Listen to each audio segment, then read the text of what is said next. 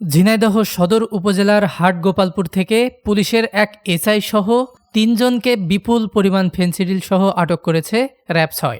সোমবার রাত ১:৩০টার দিকে হাটগোপালপুর মাধ্যমিক বিদ্যালয়ের সামনে থেকে তাদের আটক করা হয়।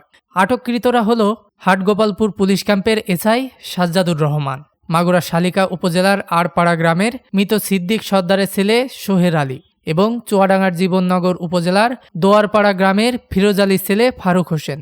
র‍্যাব-৬ ঝিনাইদহ ক্যাম্পের company commander major Naim Hossain জানান, গোপন সংবাদের ভিত্তিতে তারা জানতে পারে হাটগোপালপুর এলাকা দিয়ে মাদক পাচার হচ্ছে।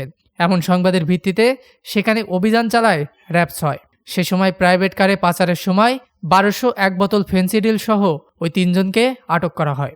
এ ঘটনায় র‍্যাবের পক্ষ থেকে মাদক আইনে মামলা দায়ের করে আসামিদের সদর থানায় প্রেরণ করা হয়েছে।